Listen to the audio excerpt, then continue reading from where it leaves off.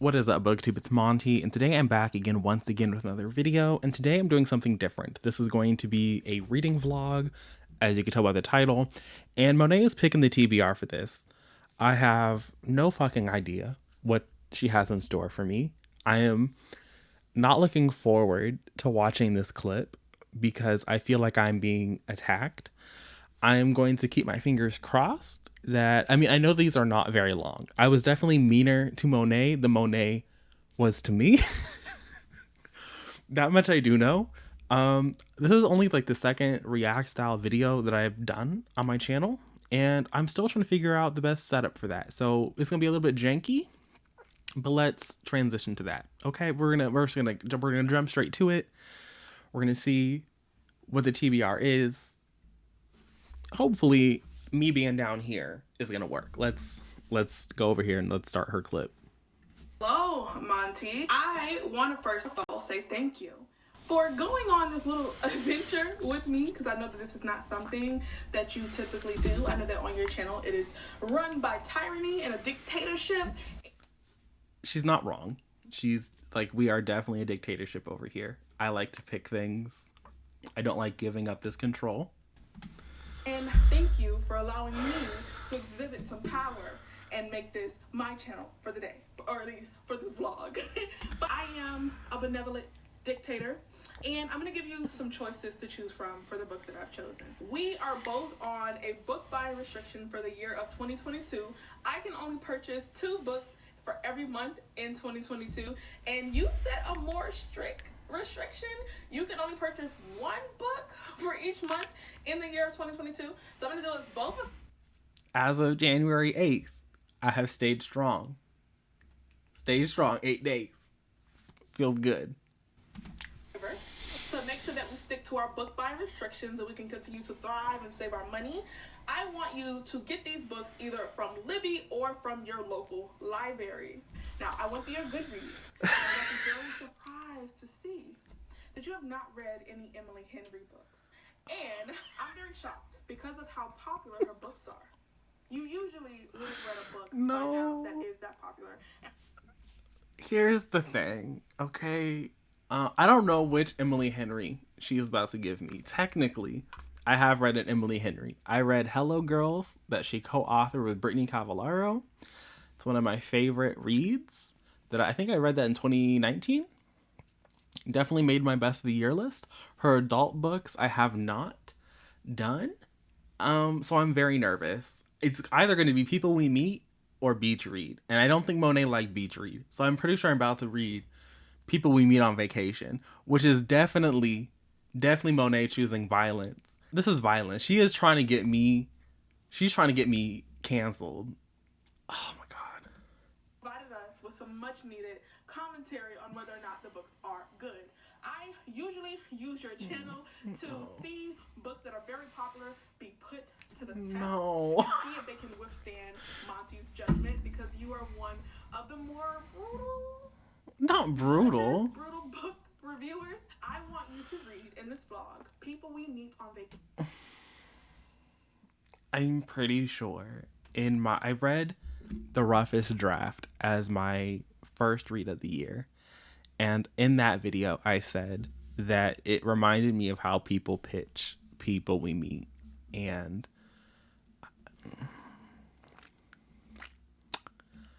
okay. Definitely have to get that from the library. Because personally, as a subscriber, I just want to see if it's going to pass your test of judgment. I don't think it is. I really enjoyed it. But if you don't, I would love to see you slaughter it. So the second book that I want you to read is another really beloved one. But when I think about a mystery thriller that is extremely popular and beloved, I think of No Exit. And I know that you can read mystery thrillers, but you mentioned to me that No Exit. I think that's the one with like the snow on the cover. I think people like that one. Okay, guess I'm reading No Exit. I don't know who wrote it. Maybe Editing Monty will throw up a book cover, because Editing MONAE didn't. We're on Zoom right now. I'm more behind the scenes. MONAE edited this clip that she sent to me. She could have thrown the book cover up. I held up the books that I picked in my clip. That's all I'm gonna say. She had book cover. I am gonna have to do all kinds of heavy lifting. Sometimes mystery thrillers fall short for you because they rely heavily on the twist, and the twist is not always executed in a way that you deem to be appropriate. So I want to use you as this test for No Exit because she ain't read it. She ain't. Again, in my video, I also recommended 3 books. To be fair, I did recommend a book that I had not read, but it was also a book that MONAE told me she wanted to read. I have never in my life told MONAE I want to read No Exit. Not a day in my life. Not on this earth. last year we read quite a few mystery thrillers. We read 1 mystery thriller. No, that was a lie. That was kind of a lie. No, it wasn't. We only read The Maidens together because she had already read Falling and she didn't keep up with my pace in The Silent Patient. So really only The Maidens. But okay. And we had kind of like the same sentiments together. We decently enjoyed Falling. We both did not like The Maidens, and neither one of us liked The Silent Patient. So I'm Accurate. going to use you to kind of test the waters to see if the twist in No Exit is good and if I should pick up that book ASAP. Now, the next 2 books, I'm going to give you a choice of which one you want. Not a choice. If you don't want to read the book I'm about to mention, She already told me her alternate. Her alternate is Cersei, and I don't want to read Cersei. So you can read Cersei by Madeline Miller. I know that you did not care for the Song of Achilles. I really didn't love it either. And I am anticipating that Cersei is going to be the better book for me. And I think that it's going to be the better book for you as well. It's very, I think it's short. But I'm not going to tell you that it's short. But it's short. it's definitely shorter than the books that I sent her. I sent her really long books. The book I'm about to mention. And that is going to be The Pillars of the Earth by... This is a joke. This is a joke. So, okay. In my video, I gave her Fall of Giants by Ken Follett. And she is giving me Pillars of the Earth. I gave her, what is this, the 20th century, the 1900s? This is out me in the dark ages. If there was a weird jump, it's because I don't think that my computer very much enjoyed recording it like this. So luckily there's only like a minute left. So we're going to jump back into this. Sorry for the weird editing. Your more recent videos, you mentioned the new series by him, like the other trilogy that follows like 4 prominent families from the beginning of the 1900s all the way up to like past World War II, I think. I know that you own that book by him, and you put it on your like unread TBR video of a book that you were kind of looking forward to because you thought Again, it was an unread TBR. It was literally every book that I own that I had not read. I was looking forward to this one.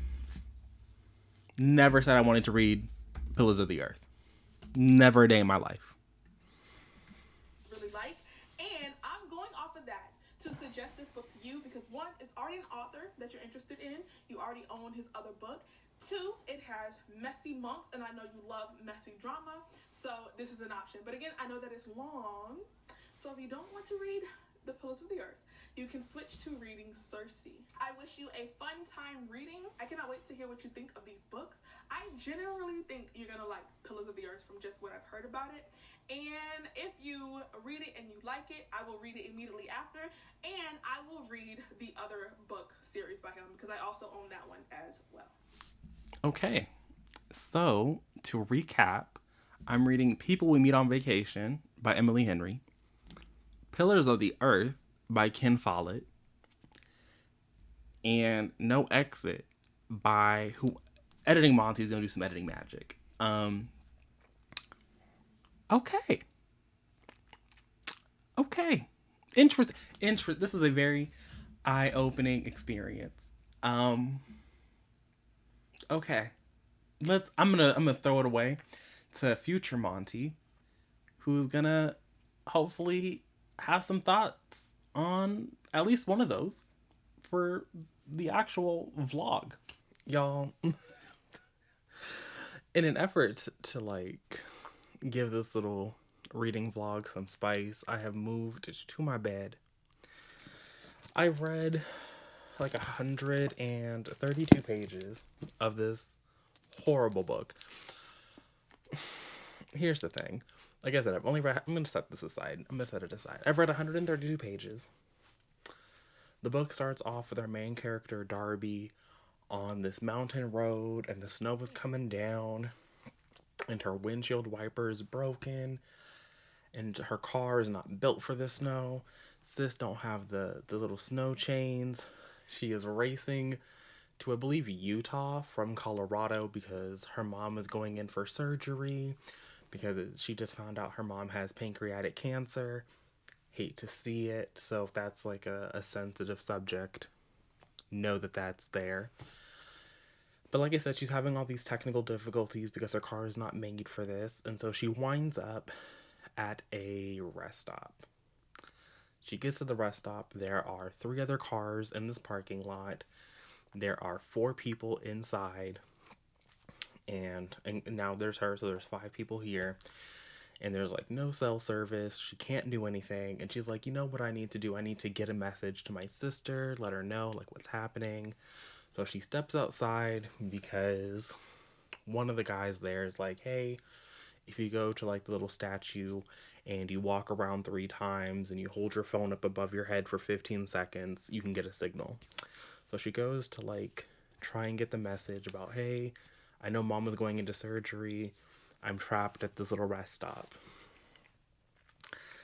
And this book would not exist if sis just minded her damn business. But on her way back, she's looking at this van and she's like, this is a weird van. And she approaches the van and she's like, I think there's someone inside the van. I think there's someone in there. And so she goes back into the rest stop and she's like, she can't get this out of her head.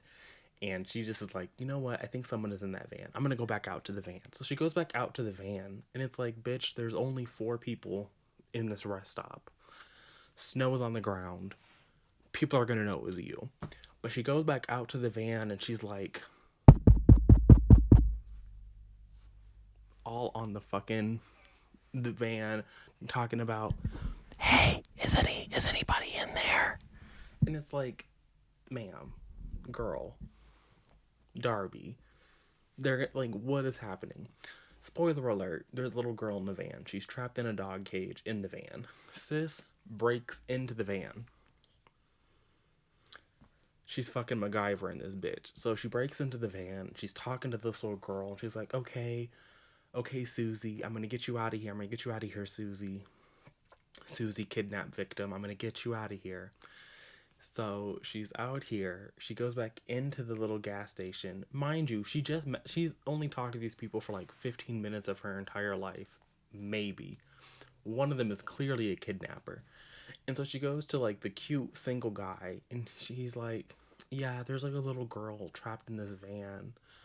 I need your help to like kill the kidnapper. And the guy's like, sure. That wasn't a red flag. That wasn't a red flag to you, fucking Darby. Spoiler alert. The man she asked is in on the kidnapping.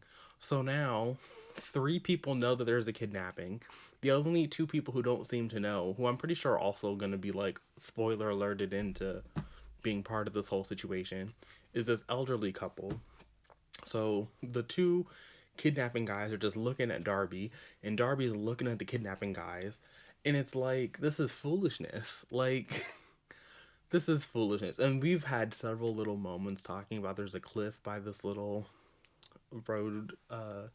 roadside trap, the rest stop area. So someone's clearly going to go over the cliff. Somebody's clearly going to die. It probably won't be Darby. It's not going to be the little kidnapped girl. And this is probably one of the worst books I've ever read because like we just kind of jump straight into it. Like the part where she is stumbling around on the road is this part of the book. And then this part of the book is homegirl out here playing fucking detective Captain Save-A-Ho. And it's like, ma'am, maybe mind your business. Maybe. I get that there's a child here, but I feel like Darby has actively put that child in more danger Like, she was already in danger. But now that child is definitely going to get. So, I hate it here. I don't recommend this book so far. I still have like 200 pages to go. But it's fucking foolishness. I'm not gonna lie to y'all. I already put no exit back in my bag so I can return it to the library later today, and I cannot be asked to get up and cross my room to pull it out for you guys. Because here's the thing with this book.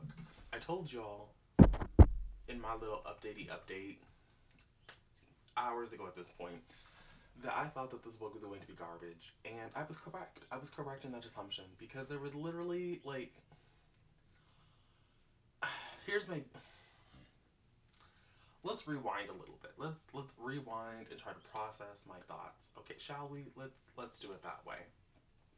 So the book just kind of drops you into the middle of the story. It drops you at the beginning of the story, but like there's a lot of things that are just thrown at the reader. Like we're thrown at that, Darby was a bad daughter. She had this contentious relationship with her mother until she feels guilt, and it's just like none of that felt believable to me. Do I believe that a daughter could feel that way? Sure. Did I believe that Darby thought that she felt that way? Sure. Did I actually feel her guilt and her all that? No. She's talking on and on about how she's not a good person and how she doesn't usually do this kind of a thing. But it's like, bitch, you really stuck your nose in where it didn't belong, and now the buffoonery is hitting the fan. So don't come to me with, oh, I'm not a good person. I'm not a good person. Clearly you are. Clearly you are. Clearly, most people don't just go snooping around people's vans in the middle of a snowstorm. But we're also going to spoil the book. We're going to spoil the book. So, I told you my predictions in the first thing, and I'm going to spoil it now. So, if you didn't gather that I didn't like this book, I don't know what to tell you. Go on ahead, skip forward until you see. I'll try and leave a time. I'm not gonna leave a timestamp. I'm not gonna be that editor. I know that I'm not gonna be the editor, but I will leave chapter times down in the description for this video. I've gotten away from doing that, but for this video there'll be chapter times down there, so there won't be a time on the screen. But just go ahead and skip to the next chapter in the description. If you're still here, you're asking to be spoiled. You're willing and ready. So in my little prediction section, I just said that everybody in the rest stop was going to be connected to this kidnapping, and I was pretty much correct. The other two, Ed, the guy that was in there, he was not involved really, but his wife Sandy was the bus driver, and the bus driver decided that she was gonna orchestrate this kidnapping plot with the two random brothers. And spoiler alert, the little girl had some like rare disease, and so she was low-key dying because they didn't have her medicine and they needed her medicine, and the only reason they were all in Colorado was because of the parent of the little girl ran and told the police, and so they couldn't get them. She couldn't send them a medicine, but she could invent some ruse to go on a family vacation to Denver, and they were all gonna like meet up at this random rest stop in the middle of goddamn nowhere. But then the snowstorm hit, and so then Darby started poking her nose where her nose. Hopefully y'all hopefully y'all could hear me. Hopefully, I didn't even think about that. If you can't, editing Monty will do some sound adjusting. But now the snowstorm had locked them all here, and so of the 5 people at the rest stop, only 2 of them didn't really understand what was happening in terms of the little fucking kidnapping plot. And then there were so many like twists and turns at the end of the book, but I wouldn't even call them twists and turns. It was just it was Murphy's Law. Anything that could have went wrong. And it was just like, it kind of reads like The Martian. It kind of reads like The Martian, where everything that could have possibly went wrong for Mark Watney went wrong for Mark Watney. And there was like at least 3 things in The Martian that went wrong that didn't need to go wrong. And so when you watch the movie, they remove some of those things that went wrong because it's a better flow to the story. And I feel like some of the things that went wrong here could have been pulled from the story. There were characters out here surviving, like they were cheating death in sub-zero temperatures. They were cheating death in explosions. They were cheating death, and it was just kind of like, why? Like, for what? It was very emotionally manipulative in my mind for characters to be like for them to be surviving these things that didn't make sense for them to be surviving, just to like prolong the book an extra 10 pages, an extra 15 pages, because once we sort of got to the end of the book, it was just kind of like, okay, the book really could have been over at page 250, 245, and yet there was still a good 100 pages almost left to go. And it was like, why though? Like, the book itself provides no justification for those pages to exist other than characters surviving things that they had no business surviving. There being situations that were like, oh, this is foolishness. Like, and everything was foolishness. This little girl has a condition where she can't have adrenaline, and yet we have explosions going off. We have people held at gunpoint. We have people shooting nails at people. Like, Sis's adrenaline would have been pumping. And the fact that that little girl, she had to like run through like sub-zero temperatures, and yet somehow, but like again, like these were things that just didn't make sense. They didn't make any sense. They didn't make any sense. And then we had like this whole plot line where Darby like pretends to give in to the killers, so she can like, I don't know, get the girl, because she's like, oh, my text to the police went through. But then she realizes at like when the time is done that like, oh wait, I sent them to the wrong rest stop. And then she's like, well, it's okay, they're gonna search every rest stop. And it's like, I don't think that they would. Like, maybe that's like a common thing when they were, people confuse those two particular rest stops, but it wasn't good. We kept having these, at the beginning of the book there was a lot of like local language, and I was like, could you not look up the origin of this rest stop name, sir? Like, was a simple Google search too much for you? What do you mean local language? I don't think like, what? Like, you couldn't just go and look the name of the indigenous peoples whose name, like whose word is being used to name this rest stop? Like, it was local language. That was also very weird for me personally, just a little bit. I thought that like, what, why? And I also felt like that wasn't. I don't know the people who named. I also didn't do the Google search because I don't get paid to do that. But I was like, I feel like that's a very the translation that I'm given in this book. It felt very loose. Maybe it's not a loose translation because again, I didn't do no googling, but it felt very loose in the text. So overall, this book was just bad. Like, I think if you want something that is, I think if you, here's what I think. I think that this book tries to do what Falling by TJ Newman actually does. Both of these kind of just drop you in at the inciting incident of something, and you have to see it play out. But in Falling, I feel like the character motivations were better established. The characters themselves were fully realized. Here, Darby just kind of felt like a cutout. I don't think that the character work was as good as it is in Falling. Whereas in Falling, I felt that everybody who was given to us, who was like acting back, was doing a good job. So I think that if, not necessarily if you liked, I also think that I guess if you liked this kind of a thriller, like this kind of like high, fast paced, working against the clock type thing, then you would also like, I think there's crossover. If you didn't like this and you wanted something like this that could do it better, Falling exists. And if you didn't like No Exit, Falling also exists, and you can read that and have a better time, I hope. So the first book for this project was kind of a dud. I don't know what I'm going to pick up next because I'm kind of squeezing this in at the end of January, and my February is fully booked, fully booked. So I will see you guys again in the future. We're just going to get a couple of things out of the way. So first up, I think in my reaction situation, I said I was going to read The Evening and the Morning and not Pillars of the Earth because this is a prequel to Pillars of the Earth. When I said that, that was my full intent. And then somewhere along the way, I decided to put Pillars of the Earth on hold on audio because it was a shorter wait, I guess, than Evening and the Morning. I don't know what my thought process was, but that's what I did because it might have been just that was the book Monet actually told me to read. And so I said, sure, I'll put that one on hold on the off chance it comes in before I finish this video. And it did. And I started listening and I DNF'd that book. Here's the thing. I thought that I wanted to read this. I think when The Evening and the Morning was coming out and everyone was praising it, and Ken Follett had already put out books that I was interested in, because I have started reading Follett Giants a couple of times in my youth, and I had a good time with like the 100 pages that I read. So I was like, sure, I can do this. But I was listening to Pillars of the Earth, and I got 18% in, and I still had like 30 plus hours to go. And I said, this is crazy. But also, the book just wasn't good. I think that you could tell that it was his first. I don't want to say it was his first historical, because his thrillers might have had a historical aspect to them as well, but they were also written in like the late 80s. So like if there is a historical aspect, it could just been contemporaneous to the time that he was writing. I don't know.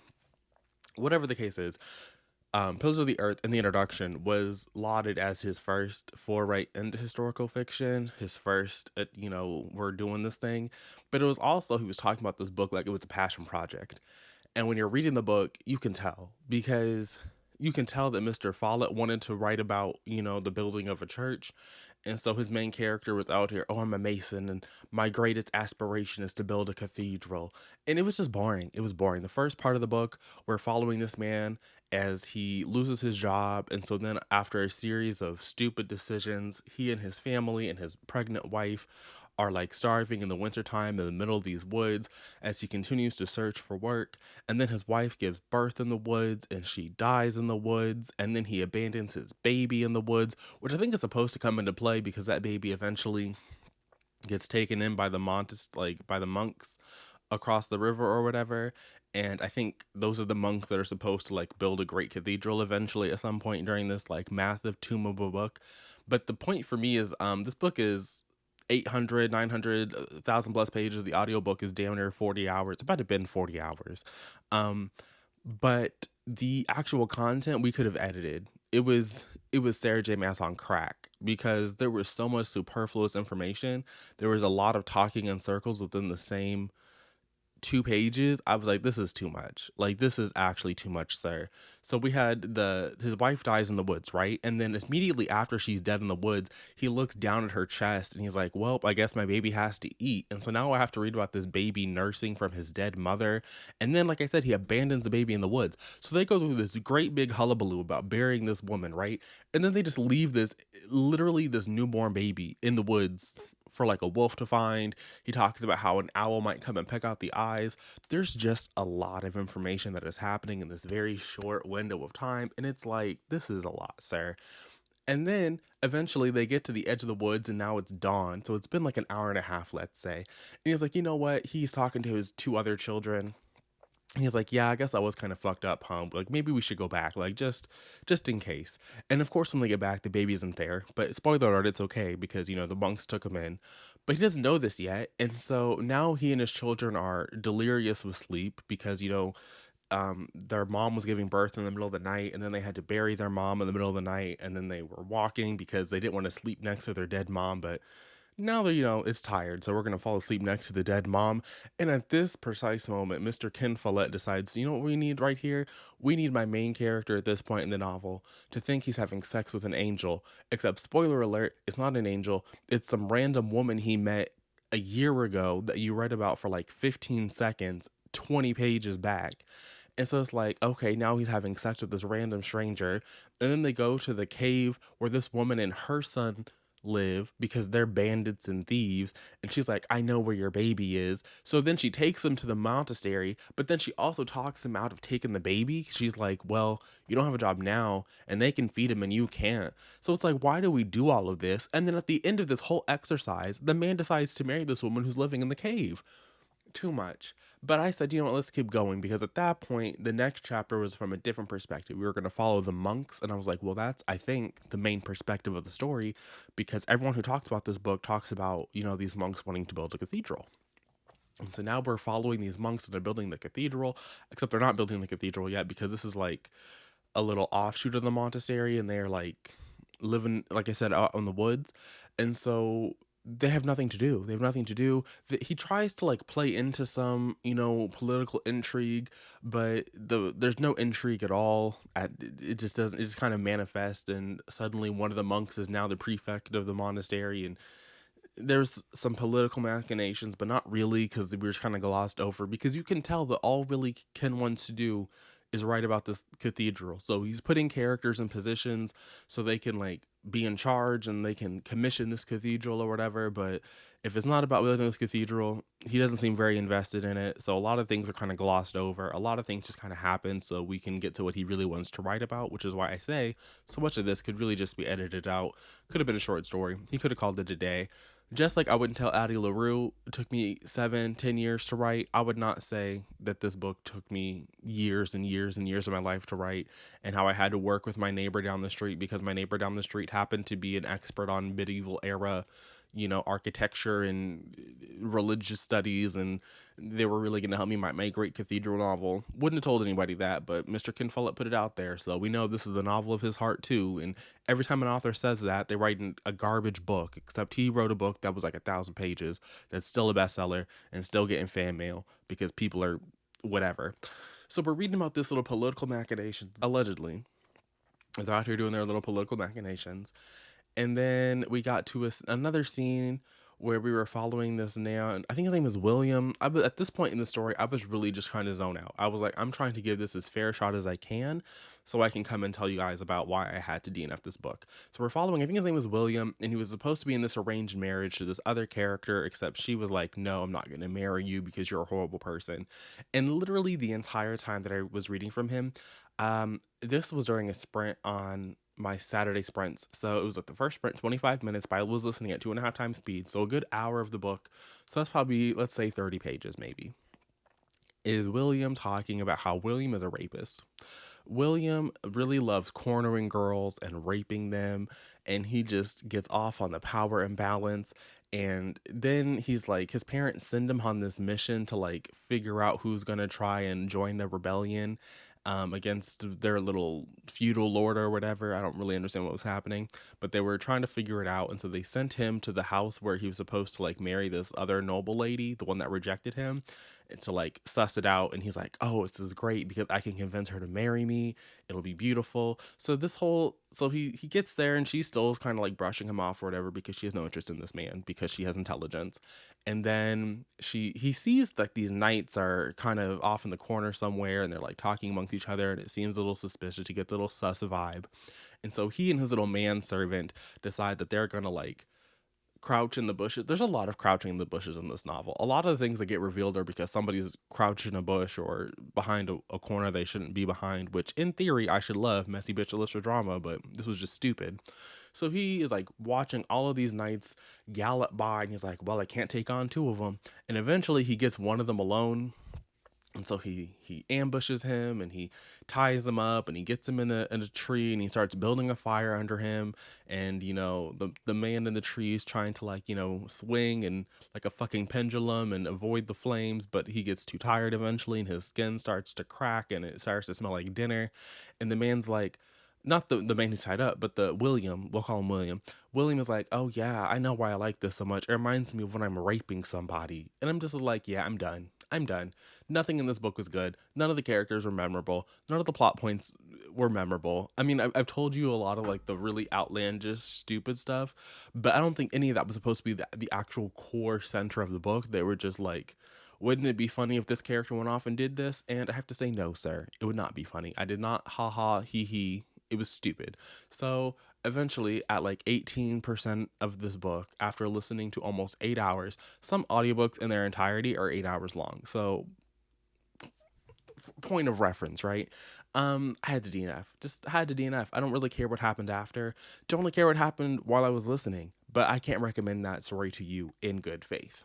Then I picked up our friend, Ms. People We Meet on Vacation. I am currently on page 165, and if it were up to me, I would DNF this too, because this book is horrible. It's horrible. And most of what makes this book horrible is the structure of the book. So we're following Poppy and Alex, except we're not really following Alex's point of view at all, which is wild to me because Alex is the character that seems to have the beef. And if we're not in his head to understand why he went from not talking to this girl for years and why Poppy feels like he's giving her the cold soul, like the shoulder, I don't understand why this is a romance. Because if we're not going to do that, then this is just a contemporary. Calling it a romance feels very generous because of, and mostly again because of the structure of the book. So we're following Poppy and Alex, right? And in the present, they have not talked for a couple of years. Alex is she was supposed to go on a work trip. Now, mind you, this girl is Brokety McBrokerson living on Brokerson Avenue. She is Brokey McBroke. She ain't got no fucking money because she lives in an apartment that she can't afford. Now, I will give it to her. I will give it to her that New York is an expensive city. But she told me in the text of the book that she knows that she lives beyond her means. She ain't got to do all that. She could live somewhere that was pricey. Yes, it's New York. You're not gonna find somewhere dirt cheap. But she told me, she went out of her way to tell me that she lives above her means. And also, her and Alex have been going on these little vacations for a decade, starting when they were in college. So they were broke college students going on these little trippy trips. Make that make sense. And I could understand one or two. A solid decade every summer, y'all taking off. Okay. Okay. To me, as a poor person, you're not garnering sympathy with me because it don't sound poor to me. It sounds like fake poor. It sounds like Instagram poor, but whatever. So she has this job. She was supposed to go on a work trip, and she said, "No, I really want to reconnect with Alex. I need to talk to him this summer because even though I haven't talked to him for 2 years, this is the summer." And for me, it's kind of like, as an adult, Poppy is supposed to be older than I am by the sounds of it. It sounds like she's supposed to be in her 30s. Sounds like she's supposed to be like maybe 31, 32. Um, I guess she would have to be if she was going on these like little things for 12 years or whatever. I guess she would have to be. Except the book kind of starts when she's in her freshman year, so she's like 30. Let's say she's 30, right? So she's supposed to be older than I am. One would think that, telephones work every day of the year, Poppy. Every day of the year they work. So if you really want to reach out to somebody, you can reach out to them any day of the year. Any day. It does not have to be for this little summer thing. So at first she tries to sell her boss on, what if we just chronicle Palm Springs? And her boss is like, no, you're going to Santorini. And she's like, well, what if I just take vacation days? Knowing she's brokey McBroke, can't pay her own bills at home. She wants to actually take a vacation. Sure, whatever. She calls up Alex. Alex is like, yeah. The only reason she's trying to go to Palm Springs is Alex's brother's having a destination wedding in Palm Springs. Okay. Then, instead of staying in the wedding, I guess because she's going to get there early, because at first it was going to be like a work trip, but then it changed because it became like a regular vacation. But still, maybe at some point in this book, they're going to actually go to that little wedding. I'm assuming they're going to go as like boyfriend and girlfriend finally, and the family's going to be like, oh, we always knew, because that's the vibe I'm getting. But you would think that you would just be like, hey, actually the work thing got canceled. We'll just be there for your destination wedding, and we can stay in the wedding accommodations for the destination wedding. But instead, like I said, she perpetuates this lie, and at every point that she could tell the truth, she doesn't. So we can have a third act confrontation about it, which is going to be stupid. And so a lot of the book so far in the present timeline is Poppy complaining about Brokety McBroke and Mr. Homeowner. Like, that's the other thing. Alex owns a whole ass house. He owns a whole ass house.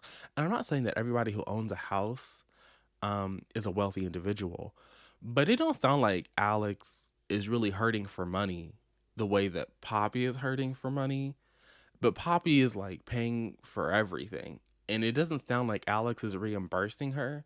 Now, I mean, to be fair, the little rent-a-car they got was $70. But if you're Brokety McBroke, the $35 he's gonna give me for that I would appreciate it. And maybe you feel bad that you can't ask him to pay the $35 a night for the little Airbnb you're in. But again, if you're Brokety McBroke, are you really saving money if the person you're going on vacation is just there? And it sounds like she's the broke person. Like, she's the broke bitch. Alex has maybe paid for the little Mexican restaurant they went to their first night.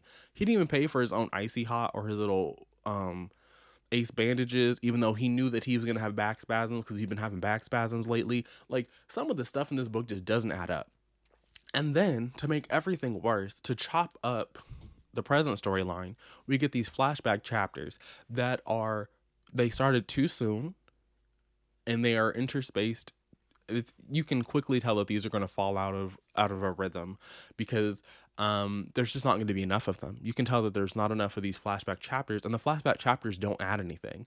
It's not like, oh, we flash back to when they, first met, and then in the present after that we're going to see them meeting again. No, we had a flashback chapter where they first met, and then the next one, she's still trying to figure out if she's going to be able to go to Palm Springs. Alex isn't even in the picture yet. So they don't parallel one another. You can tell that they were added in after the fact, because the present chapters all flow together, and these little past moments don't do anything. And not only do they not do anything, they don't even build anticipation or tension for like what happened between these two characters. Why don't they talk anymore? Like, nothing there. Nothing at all. So overall, like, I'm not impressed. And if I hadn't already DNF'd Pillars of Earth, I would have DNF'd this, because this isn't going to be good. I can already tell that if Emily Henry is going to give me a sex scene, it's going to be very dry. It's just giving very white woman. Which again, I know this is popular. A lot of people really liked this, but this is just giving real, like, not even like a young woman who's going to enjoy this romance. It's giving like 65. Like, this is like looking back on your youth and wondering where those years have gone vibes. But for the holds that this had on the book community, for the fact that there is still weeks-long holds for this at my library, I'm worried for the children, because this is not good. Not good at all. So I'm going to go ahead and finish this, and I will check back in with you guys later today to let you know my final thoughts. But I can tell you right now, I don't recommend it. Don't recommend you get it. And if you want to read it, get it from the library first. Don't waste your money on this until you know that you like it. We're going to wrap up this video sitting in the car, because I want this book out of my life. This book being Miss Vacation. So I'm at the library. We're going to wrap it up here, and then I'm going to return it. I'm going to get the bad energy out of my life. So when I left y'all, we were at the middle of the book. We were still doing this back and forth. Whatever's going to happen is going to happen. The rest of the last half of the book was by far and away the worst part of the book.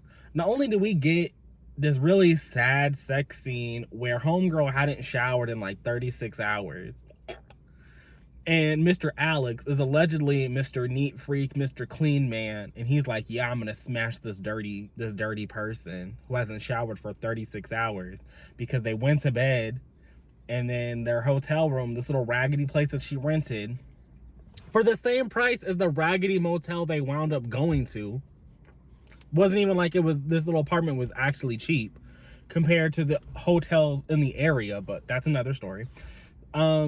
The air conditioning is busted, so it was like 89 degrees all night. So she slept through the night getting all gross and sweaty.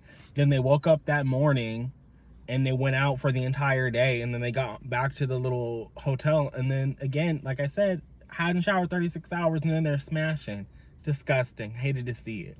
There was a whole chapter dedicated to her being sick and like him taking care of her. Could have been cute. But sis pissed the bed, talking about her little pissy bed sheets. That's not it. I'm sorry. Like,